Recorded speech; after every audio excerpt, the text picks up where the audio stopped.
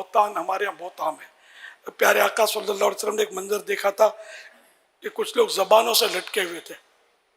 ان کا بھی یہی بتایا گیا کہ یہ لوگوں پر بلا وجہ الزام گناہ لگاتے تھے. زبان سے لٹکنا، ہاتھوں سے بھی ہم نہیں لٹک سکتے، اتنی طاقت دی ہے.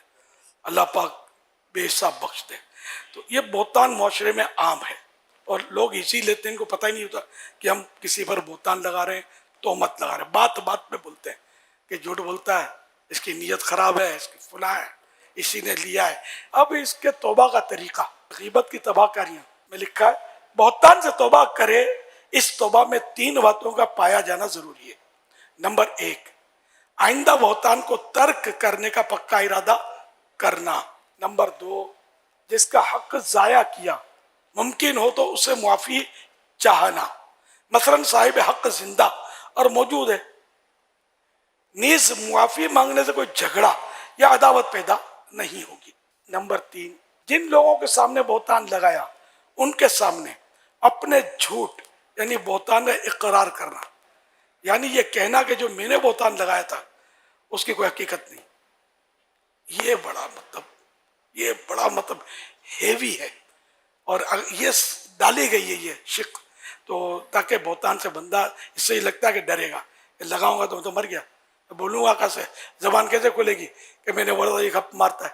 یعنی یہ جس کے سامنے بہتان باندھا، مثلا ان سے کہا کہ فلاں نے جھوٹ بولا اور اب یہ پتہ ہے کہ یہ جھوٹ تو بولا نہیں تھا، اس نے تو بہتان تھا، تب ان کو کہنا پڑے گا میں نے فلاں کے بارے میں جو کہا تھا نا کہ یہ اس نے جھوٹ بولا تھا، وہ میں نے غلط کہا تھا، میں نے تہمت لگائی تھی. اب یہ کیسی زبان بھاری ہوگی؟ میں نے بیان میں تو بول دیا، لیکن جب سر پہ آ کے پڑے تو ہمت بڑے بڑے کی نہ ہو. تو یہ توبہ کی یہ بھی ایک یعنی کہ یہ حصہ ہے. اس طرح گناہ معاف کروانے کے لیے یہ صورتیں کرنی ہوگی. اللہ کی جناب میں بھی توبہ کرے، توبہ تو اللہ کی جناب میں ہوتی ہے. اچھا حضور، یہ تو ایک بندے کو کہا تو اس کو یہ کہنا ہوگا کہ میں نے جو بات کی تھی وہ غلط تھی. کسی پر بہتان ہی سوشل میڈیا پہ لگایا ہے، سوشل میڈیا پہ کیا یا گروپوں میں واٹس ایپ پہ چلا دیا، تو ہمیں تو یہ بھی نہیں پتا کہ یہ بات کہاں تک پہنچی ہے، تو اس کا کیا ازالہ ہوگا؟ سوشل میڈیا پر اس کو کہنا پڑے گا نا، سوشل میڈیا پر پیغام جاری کر دے گا نا، فلاں کے بارے میں جو کہا تھا وہ بات درست نہیں تھی اور میں نے بہتان لگا دیا تھا، اور آپ سب گواہ رہی ہے کہ میں توبہ کرتا ہوں اور معافی مانگتا ہوں. جن کو تکلیف ہوئی میری طرف سے ان سے بھی معافی مانگتا ہوں. اس طرح کا مطلب، اور اگر اس کو جانتا ہے تو اس کو کہہ دے کہ یار بھول ہو گئی. تو یہ تو مطلب ہم جیسوں کے ساتھ تو زیادہ ہو رہا ہے. میرے اوپر تو کتنی تہمتیں لگاتے ہیں. میں سوچتا ہوں کاش یار میرے سامنے آ کے بیٹھ جائے، یار چھوٹے باپ کا آ کے بیٹھ جائے تو میں اس کو سمجھا دوں گا یار تم کیا بول رہے ہو. بڑے باپ کے تو میں کمزور ہوں، پھنس جاؤں گا، بولوں گا تو مزید شور مچا دے گا سوشل میڈیا پہ جا کے. اب مجھے بعض اوقات رحم آتا ہے کہ یار یہ کیا کیا میرے بارے میں بول رہا ہے، ان کے بارے میں بول رہا ہے، ان کے بارے میں بول رہا ہے، دعوت اسلامی کے بارے میں بول رہا ہے. بیچارے کو پتہ ہی کچھ نہیں ہے اور بولا بولی کر رہے ہوتے ہیں. یہ تہمت، یہ لوگ یہ کرتے ہیں، وہ کرتے ہیں، فلاں کرتے ہیں، اس نے پیسے دبا دیے، اس نے یہ کھا گیا، اس نے یہ کر دیا. یعنی خدا کی قسم مطلب یہ پھنس جائیں گے. انہیں دنیا میں بھی ثابت نہیں کر سکتے، قیامت کے دن کب ثابت کریں گے؟ یعنی مطلب کیا کیا خالی دشمنی مجھ سے ہے تو بس وہ شروع ہو گئے، اس سے دشمنی ہے شروع ہو گئے، اس سے دشمنی ہے شروع ہو گئے.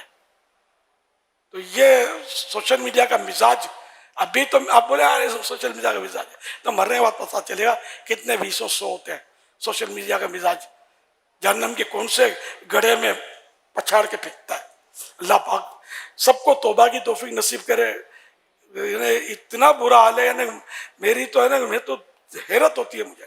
یعنی بڑے بعض طور سے سافٹ انداز میں، نرم انداز میں مخاطب مجھ سے ہیں جسے، اور نرم انداز میں عزت کے ساتھ، احترام کے ساتھ فضائل بیان کر کے، سمجھے، پھر یہ غلطی، اس سے ان کو رجوع کر لینا چاہیے، اس سے ان کو مطلب معافی مانگ لینی چاہیے. فلاں کا یار ساری دنیا میں ڈیگریڈ کرنے کا یہ بھی ایک طریقہ ہے کہ روئی میں لپیٹ لپیٹ کے مارو یار، جیسے کوئی یعنی کہ وہ پانی کو مم کہنے والے بچے کو سمجھا رہے ہیں. ظاہر ہے کہ بھلے کتنا ہی سافٹ ویئر آپ کا، کتنے ہی القاب حضرت علامہ مفتی فلاں چنی چنا سب لگے ہوئے ہیں، لیکن یار یہ طریقہ یہ کون سی کتاب میں لکھا ہو اصلاح کرنے کا یار؟ کہ اس طرح سب کے سامنے اصلاح کرو، بعد میں پتہ چلے کہ بھائی یہ غلطی تو نہیں تھی، الیاس اگر وضاحت کرتا ہے، میں وضاحتیں نہیں کرتا سوشل میڈیا پر کہ پھنس جانا ہے، جواب دو، جواب الجواب، اپنے ہزار کام ہے، اتنا ٹائم نہیں ہوتا کہ ان کے پیچھے لگے اپنے. تو یہ کہ شہرت کی وجہ سے، دین کی خدمت کی وجہ سے بعضوں کو ہوتا ایسا. ایک حدیث پاک یاد آئی، کل ذی نعمت محسود، کہ جس کو اللہ پاک نعمتیں دیتا ہے اس سے حسد کیا جاتا ہے. تو کہیں یہ ہوگا، کہیں غلط فہمی ہوگی، کہیں کچھ، کہیں واقعی اصلاح کا جذبہ ہوتا ہوگا، لیکن طریقہ غلط ہے. جس کی غلطی ہے براہ راست اس کو سمجھایا جائے. صحابہ کرام کے اقوال موجود ہیں کہ جس نے کسی کو اکیلے میں سمجھایا، اس کو زینت دی، اس کو مطلب آراستہ کیا ہے نا، اس کو مطلب سنوار دیا، اور جس کی دوسروں کے سامنے اصلاح کی، اس نے اس کو بدنما کر دیا. اب میں نے اگر وضاحت کر دی، وضاحت آپ کی سمجھ میں آ بھی گئی، آپ نے سوری بھی کہہ دیا، یہ لاکھوں کے پاس جو میرا بارے میں پیغام محفوظ ہو گیا، دوستوں اور دشمنوں کے بارے میں فائل بن گئی جو میری، یہ قیامت کے دن کون سنبھالے گا؟ آپ سنبھالیں گے یا میں سنبھالوں گا؟ اور آپ کی آخرت کے لیے بھی نقصان دہ ہوگا کہ آپ نے تحقیق کیوں نہیں کی، ون سائڈ سن کر اعتماد کیوں کر دیا کہ اس نے یہ کہا تو مان لیا کہ یہ ایسا ہی ہے. پھر آگے آپ نے شیئر کیا اور خرابی بڑھی. ایسے مطلب آگے بھی نہیں بڑھانے چاہیے، وہیں دفن کر دیا جائے. جس نے بھیجا ممکن ہو اس کو بھی سمجھا دیا جائے کہ بھائی جہاں جہاں بھیجا وہاں سے ڈیلیٹ جلدی کر دے، یہ گناہ بھرا کلپ، جبکہ آپ کو 100% پتہ ہو کہ یہ گناہ بھرا کلپ ہے. اور گناہ بھرے کلپ بہت زیادہ چل رہے ہوتے ہیں سوشل میڈیا میں، تہمتیں، بدگمانیاں اور غیبتیں اور پتہ نہیں کیا کیا گناہوں کا اس میں بھرمار ہوتی ہے. اللہ ہم سب کو عقل سلیم عطا فرمائے اور توبہ کی توفیق عطا فرمائے. کام نہیں کرنا ہے تو اپنی جگہ میں، جو کام کرتا ہے اس کو نہ چھیڑا جائے. جو اللہ کے دین کی خدمت کرتا ہے، جو لوگوں کو نمازی بن رہا ہے، اگر بالفرض وہ 19-20 ہے بھی کوئی اور دوسروں کو نمازی بن رہا ہے اور عقیدہ اس کا درست ہے، ایمانیات میں جو خرابی، تب بھی ایک ذہن یہ بنتا ہے آدمی کا کہ یار چلو یار کام تو یہ اچھا کر رہا ہے. ایک مثال دے رہا ہوں، جبکہ ہم نے تو مطلب اللہ کا کرم ہے کہ ہمارے مبلغین اور یہ تقریباً مطلب یہ جو سوشل میڈیا پہ دیکھتا ہوں ان کے جوابات ہمارے پاس ہوتے ہیں، جو طرح طرح کی باتیں کر رہے ہوتے ہیں کہ یہ شریف بن کر، چھوٹے باپ کے بن کر بیٹھ جائیں گے، انشاءاللہ میں سمجھانے کے لیے تیار ہوں. یا آ جائیں کوئی ایسی صورت دکھا دے گا، مل کے بیٹھ جائیں، جن کو غلط فہمیاں. لیکن اب جو دھمدھماٹی کر دی سوشل میڈیا پر، اس کی توبہ تو مجھ پر واجب نہیں ہے، انہی پر ہوگی. یہ وضاحتیں کرنی پڑیں گی. اگر میں نہ بھی کروں وضاحت، تبھی یک طرفہ سن کر کسی کے خلاف یہ بیانات داغ دینا حرام حرام حرام، جہنم لے جانے والا کام ہے. وہ قرآن کریم کی وہ آیت مبارکہ ہے، وہ اشاعت فاحشہ والی، ان الذين يحبون ان تشيع الفاحشة في الذين آمنوا لهم عذاب أليم في الدنيا والآخرة واللہ یعلم وانتم لا تعلمون.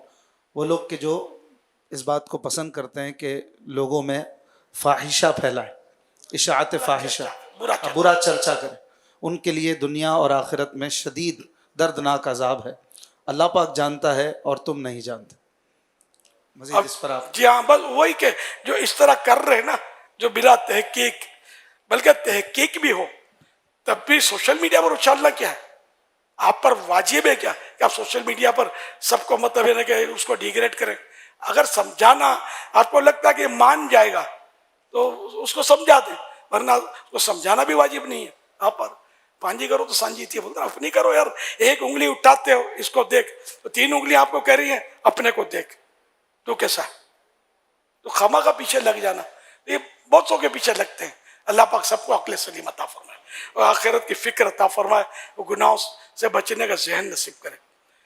تو بات پر بات نکلی تو میں نے بات کر دی، ورنہ ہم لوگ اس طرح کسی اپنے حساب سے ہم لوگ کم ہی بولتے ہیں. لوگ بولتے رہتے کیونکہ یہ بھی ایک کوالٹی ہے، کچھ بولیں گے نا تو ایسے لوگوں کو جن کو مطلب خوف آخرت، خوف خدا نہیں ہوتا نا، وہ خوش ہوتے ہیں یار اپنا نوٹس لیا گیا ہے. تو مجھے سمجھا رہا تھا، وہ سمجھے گا کہ یہ میرے اوپر یہ بول رہا ہے، کوئی بولے گا میرے اوپر بول رہا ہے. یہ اپنے دل منائیں گے اور خوشیاں منائیں گے کہ یار اپنا ٹارگیٹ صحیح کیا ہے.